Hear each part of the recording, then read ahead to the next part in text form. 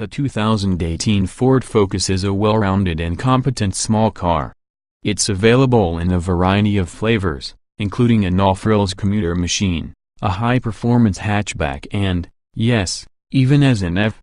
The core appeal of the 2018 Ford Focus, however, remains its comfortable ride along with enjoyable handling and a quiet interior.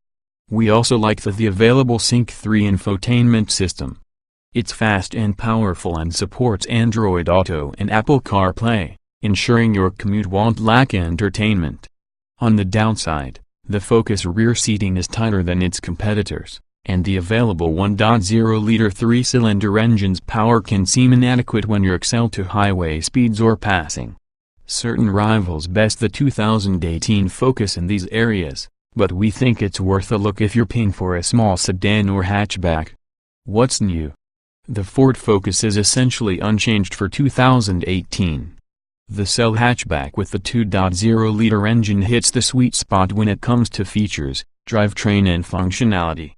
The Sync 3 infotainment system alone is almost worth the upgrade, bringing Android Auto and Apple CarPlay integration so you can skip the optional navigation upgrade. You'll appreciate the hatchback's dual-zone climate control, rear parking sensors and large cargo area. The 1.0-liter engine isn't available in this trim, but that's okay because its fuel economy benefits outweigh its lackluster power. Trim levels and features. The 2018 Ford Focus is a front-wheel drive compact economy car that is available as a sedan or hatchback. It comes in a variety of styles and trim levels. The core starts with the bare-bones S, which is followed by the budget-conscious A, the well-equipped Cell and the top-of-the-line Titanium. Adjacent to these trims is an electric variant that is called, simply, Electric.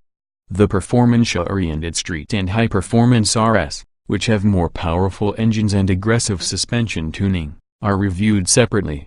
The base S trim is available only as a sedan and employs a 2.0-liter four-cylinder engine, 160 horsepower, 146 pound-feet of torque. A 5-speed manual transmission is standard, and a 6-speed automatic is optional.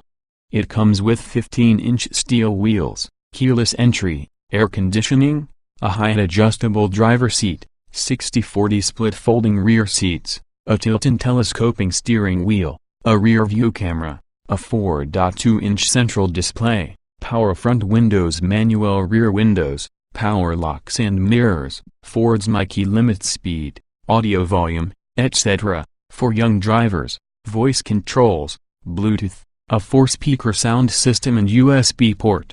One step up is the Say, which is available as a hatchback or sedan. The hatchback comes with the 2.0-liter engine and 6-speed automatic, while the sedan uses turbocharged 1.0-liter three-cylinder engine, 123 horsepower, 125 lb-ft of torque and a 6-speed manual transmission or a 6-speed automatic. Standard Say equipment includes 16-inch alloy wheels, cruise control, power rear windows, a trip computer, a front center armrest, rear air vents and a 6-speaker sound system. Available options include a cold weather package, adds heated mirrors and heated front seats and steering wheel. Say trims equipped with the 1.0-liter engine have access to an appearance package that adds different 16-inch wheels, daytime running lights, fog lights and black exterior detail elements. A 17-inch wheel upgrade is also available with this package. The Cell trim is available as a sedan or hatchback.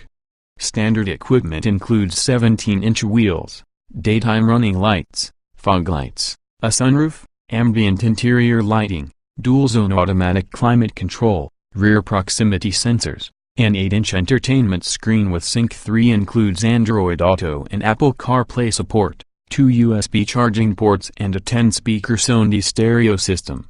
Options include the aforementioned cold weather package and navigation with satellite radio. The Focus Titanium has the highest level of standard equipment. Its exterior wears a different style of 17-inch wheel and chrome exterior trim.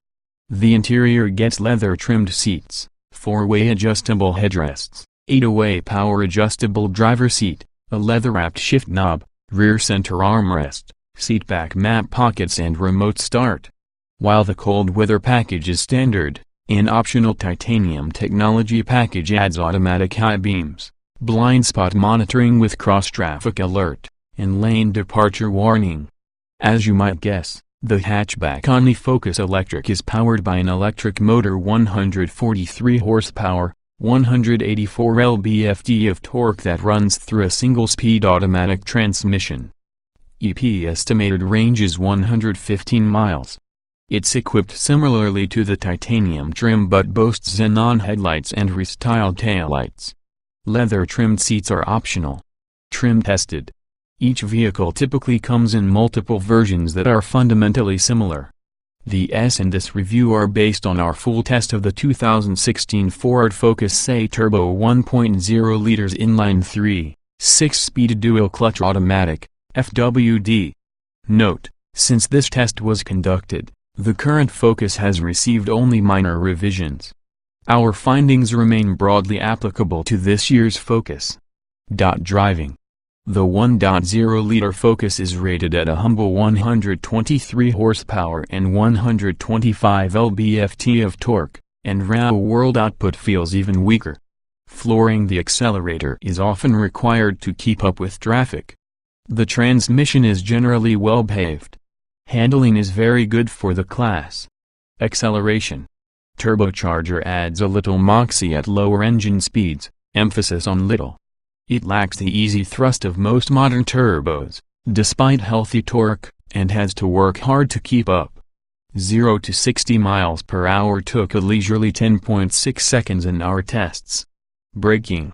The pedal feel is intuitive in everyday usage, and the Focus brakes easily and reassuringly. In a simulated panic stop from 60 miles per hour, this example covered 120 feet. An average performance given its economy-biased tires. Steering. The Focus has light and rather numb steering, good for parking, but it's also responsive and confidence-inspiring by class standards. The car feels eager, not reluctant, to change direction, and the steering is a big part of that. Handling. Body roll is notable but expected. What's not expected is the verve of this car on a winding road. Ford has tuned the suspension masterfully, imbuing even this economy-minded model with a playful, light-in-its-feet character. Drivability. Recent revisions to the dual-clutch automatic transmission make it feel mostly normal, but the gas pedal is clearly tuned for eking out every last drop of gas. If you want to make meaningful progress, mashing it is your only option. Comfort. The Focus sedan's compliant ride and quiet cabin make it a segment favorite for relaxed cruising. The hard door armrests with perfunctory fabric trim detract from the experience, but this is still one of the most comfortable cars in its price range, for front passengers, at least. Seat comfort. The front seats are rather nondescript but prove supportive in regular use, even on longer trips. The thinly padded armrests are disappointing. The rear seats themselves are pleasant enough, but there's a shortage of rear legroom. Ride comfort. Despite the Focus' advanced age, its suspension is quite possibly the segment's best at absorbing imperfections. The car rarely feels unsettled. It's as if you're gliding over the road, except there's a consistent sense of control. Noise and vibration. The Focus is a class leader in noise insulation. Many economy cars let in ample wind and road noise, but the Focus largely keeps it at bay. This test car did not have the engine drone issue we noted in the manual transmission model. Interior. The stylized dashboard puts most controls close by, but the tiny central display screen is about the same size as the trip computer. Buttons can be hard to differentiate at a glance, while the snug back seat is bested by those of most rivals. Unlike the chassis, the cabin is showing its age. Ease of use. Most controls fall readily to hand. We like the airflow interface's human pictogram, but many buttons look the same. The central display screen is exceptionally small, though still legible. It's functional but a bit behind the times. Getting in, jetting out.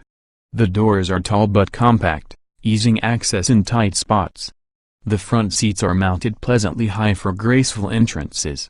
If taller folks are sitting up front, rear entry exit can be challenging due to encroaching front seat backs. Roominess. The front row has enough space for larger occupants but adjusts well to a wide range of physiques. Rear legroom is unusually sparse for this class. Most rivals offer noticeably more. Rear headroom may also be tight for tall passengers. Visibility. The thin front roof pillars afford an expansive view through turns. The view over the hood is likewise generous. The standard rear view camera compensates for the Focus sedan's high rump, taking the guesswork out of parking. Utility. Trunk capacity is slightly above average at 13.2 cubic feet. The rear seatbacks fold flat, but the passenger could be more generous.